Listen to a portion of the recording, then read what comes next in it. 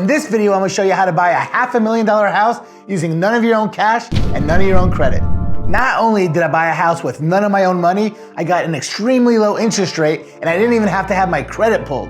I used a few strategies to let me do this. The first one was called Subject To. Subject To is when you take over an existing debt like a mortgage or lien from somebody else, you don't pay it off and you just owe it yourself. The next thing I did was owner finance. That's when you get the owner to finance some or all of that purchase. Subject To gained a ton of popularity over the last few years due to my friend and mentor, Pace Morby. He created an amazing community of Sub 2 students. There's actually an event going on this weekend in Phoenix where he's at doing a mastermind. Let's head over there and check out the awesome Sub 2 community.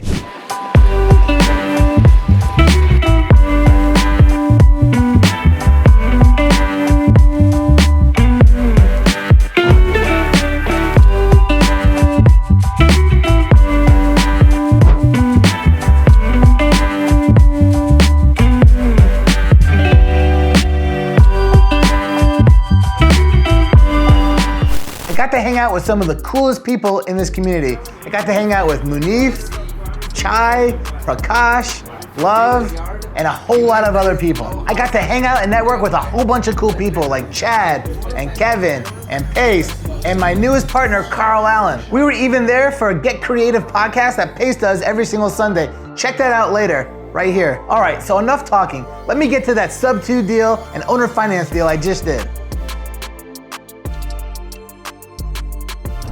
So we're going to this house I just bought. It's in Dunwoody, Georgia. It's like 6 miles from my office. So we're gonna go check it out. I haven't ever seen it before. And it was bought the most crazy creative deal. I bought it subject to where he kept his mortgage in place. He was about to get foreclosed on. Today's Friday. He was about to get foreclosed on Tuesday. And we had to close on it today and wire so they could pay off the arrears.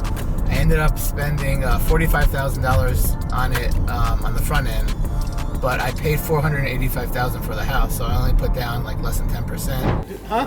That's an A, right? Yeah. Does anybody call you A? People call me all kinds of stuff.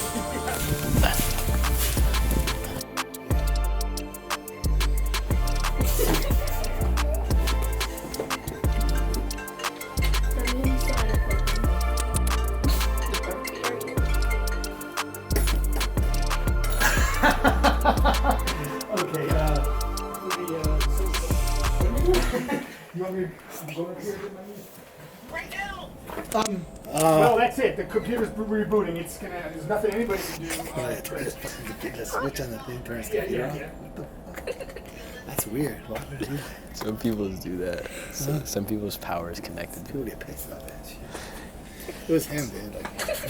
I found this deal from a wholesaler that is actually in another community that I'm in called Astro Flipping by Jamil Danji.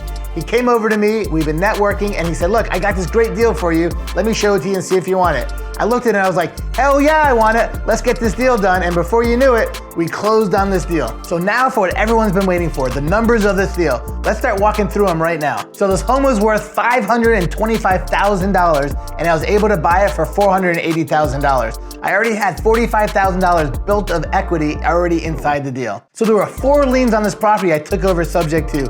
First off, the mortgage that was $295,000. Then there was a $40,000 lien for solar panels that was never paid for.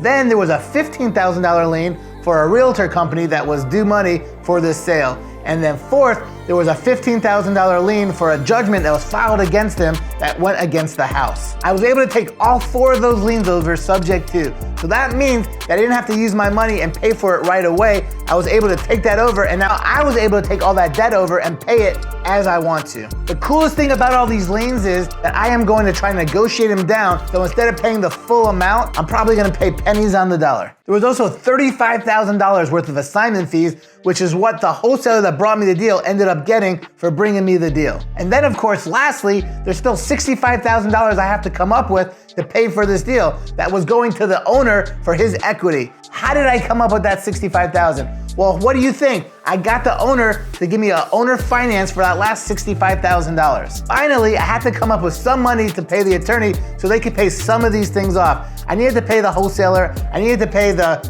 closing attorney. So how did I do it? Well, I had to wire in $38,000 to take care of some of that stuff. Well, I didn't use my money. How did I do it?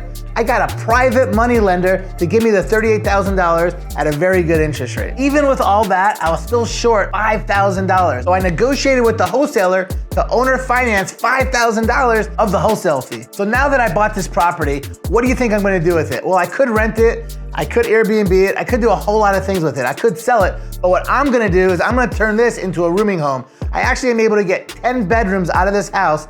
And Daddy, can I get a few rooms for me and my friend? no, you don't need any of those rooms. You got a nice room at my house, and those kids are too young. They stay with their parents.